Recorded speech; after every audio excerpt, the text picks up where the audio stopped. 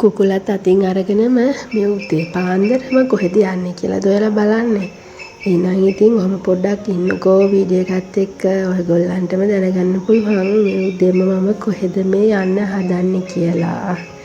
හරිම ලස්සනයි නේද වටපිටාව. ඔහම යංක චුට්ටක් වටපිටාවත් බලාගෙනම මාත් එක්ක. හායි කොහොමද ළමයි? අද මම මේ බේත් ගන්න ගියා. බබාලා දෙන්න අම්මලා ගෙදර දාලා මට ආයෙ තුන ගෑනුණා. ඉතින් ඒ නිසා මම මේ බේත් ගන්න යන ගමන් බයික් එකේ තනියම තමයි යන්නේ. ඉතින් මට හිතුණා ඔයාලට පුංචි වීඩියෝ එකක් අරන් එන්න කියලා. මොකද අපේ ගෙවල් පැත්ත හරීම ලස්සනයි. පුදුම ලස්සනක් තියෙන මේ පැත්ත. කියන්නේ මෙහෙ ගොඩාක් කැලේ. මට චුට්ටක් බලන්නකෝ එහෙනම් ඉතින් මාත් එක්ක දිගටම රැඳෙන්න කියලා පුංචි ආදරණීය ඉල්ලීමක් කරනවා ඔයගොල්ලන්ට. මේ තමයි යාළුවනේ මගේ ගම. මම ඉපදුණු ගම නම් නෙමෙයි. මේක තමයි අපේ අම්මලාගේ ගම. ඉතින් ඇත්තටම ලොකු කඳු පන්ති වලින් වට වෙලා තියෙන හරියම ලස්සන ගම්මානයක් තමයි. ටිකක් දුෂ්කරයි. ඉතින් පාරවල් වල බස් යන්නේ නැහැ. ඉතින් ටවුන් එකක් හන්දියක් ළඟ පාත නැහැ.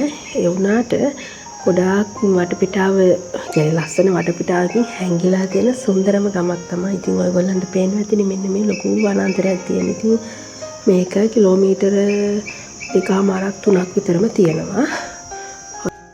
මේ තමයි අපේ අම්මලා ගෙදර කුස්සිය. පොඩ්ඩක් ඉතින් හැඩි වෙලා තියෙන යාළුවනේ ගණන් ගන්න එපා.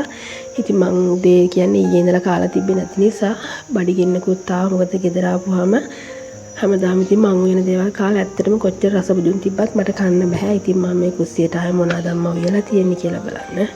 ඉතින් ඇත්තටම මාළු හොද්දක් තිබි මට නම් කන්න බෑ. ඒත් ඉතින් මේකේ මාළුද මොනවද මන් දන්නේ තියෙනවා. ඉතින් ඒ නිසා ඒකත් එක්ක කන්න ඕනේ කියලා ටිකක් හිතාගත්තා.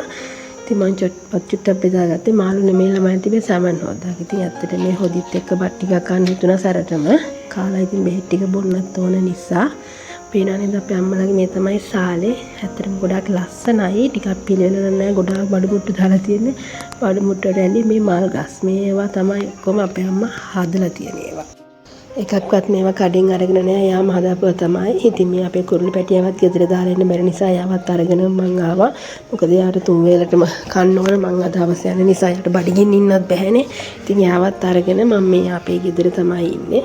ඔන්න ඉතින් කෑම ටිකක් කාලා මගේ බෙහෙත් ටික මේ තමයි අපේ අම්මලා ගෙදර තියෙන කෙහෙල් කියන අර උස යන්නේ නැති ගස් තියෙන. ඉතින් එයා ඒවා වගා කරලා තියෙනවා. ඉතින් ගෙහෙල් ගස් දෙක තුනක්ම තියෙනවා. ඉතින් ඒ වගේ කෙහෙල් කනුත් හැදිලා තියෙනවා. මේ තමයි අපේ ගෙදර වාත්තේ. ඉතින් ඇත්තටම ඔයගොල්ලන්ට දකින්නකොට නම් හරියම ආසයි හිතෙනවා ඇති. ගොඩාක් නිස්කලංක පැත්තක්. ඉතින් ඇත්තටම මිනිස්සෙක් පේන්නේ නැහැ. ඒ වගේම වාහන සද්දයක් නැහැ. ඉතින් තියෙන එකම සද්දය සතුන්ගේ සද්දේ විතරයි. මම නම් හරියම ආසයි මේ වගේ පරිසරයක ජීවත් වෙන්න. ඉතින් අපේ අම්මගේ ගේ ඇතුළට වැඩිය නම් වටපිටාව එළිය කියන්නේ මිතුල ගොඩාක් හරිම ලස්සනයි. ඉතින් ඔයගොල්ලන්ට පේනවා ඇතිනේ වටේට මල් හදලා ඒ වගේම ගස් හදලා එයා පිළිවෙලකට තියන් ඉන්නවා. මොකද එයා හරි ආසයි මේ දේවල් වලට.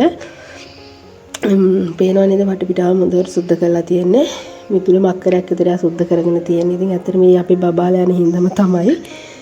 ඉතින් ඔන්න කන්න බැරි නිසා වෙරළු අච්චාරුකුත් හදාගත්තා. ඒකත් අම්මා හදලා දුන්නේ. ටිකක් රසට තිබ්බා. ඉතින් අඹුල් රස නිසා ඉතින් කොහොමද ඒකත් ආසාවකට කෑවා. මෙන්න මේ තියෙන්නේ යාගේ දහස් පෙතිය පැල ටික. ඇත්තටම ලස්සනයි නේද ඒ වගේ. ඔය වගේ ඊට වැඩි ගොඩ තිබ්බා. ඉතින් අපේ බබාලා ගිහින් කඩන නිසා මල් එච්චර නැහැ. මල් වටේටම හැදුනම හරිම ලස්සනයි. ඔන්න ඉතින් මං ඉස්සෙල්ලාම ගෙදරට ඇවිල්ලා කරේ අපේ චූටිට ඉන්න තැනක් හදපියකද. මොකද එයා දැන් කූඩුවේ ඉන්න කැමති නෑ ටිකක් ලොකු නිසා. එයාට මම මේ අත්තක් තියලා හදලා දුන්නා ඉන්න තැනක්. ඔන්න ඉතින් දැන් තමයි මං ගෙදර ආවේ. දැන් වෙලාව 5:00 පහු වෙලා ඉතින් ඉඳලා ගෙදර හිටියේ. ඉතින් දැන් ආවේ 6:00ට නෙමෙයි 7:00ට අපේ චූටි බබාට බෙහෙත් ගන්න යන්න තියෙනවා. මොකද එයාටත් උන බහින්න නැති නිසා ඩොක්ටර් කෙනෙක්ව channel කරා. මොකද මම නම් හොස්පිටල් එකකින් ගත්තට යාලට හරියන්නේ නැහැ වගේ. ඒ නිසා channel කරලා ඉතින් 7:00ට යන්න තියෙන්නේ. ඒ නිසා තමයි මම උයලක් නැහැ. උයන්නේ බෑ කියලා හිතුවා. මොකද කන්නත් බැරි නිසා. අත ඔන්නේ මොන හරි කඩින් ගෙනලා කනවා කියලා හිතුවා. මොකද 6:00ට නෙමෙයි 7:00ට යන්නත් ඕන නිසා ඉතින් ගෙවල් දොරවල් අස් කරලා චූටි වැඩ ටිකක් තියෙනවා කරගන්න. ඉතින් එහෙනම් මගේ වීඩියෝ එක මෙච්චරලා බලන්න හිටියට ඇත්තටම ඔයගොල්ලන්ට ගොඩාක් ස්තුතියි. ඉතින් ආයෙම වීඩියෝ එකකින් ආයෙමත් එනකන් ඔයගොල්ලෝ සතුටින් පරිස්සමෙන් hina වෙලා ඉන්න. දුසන්නයි.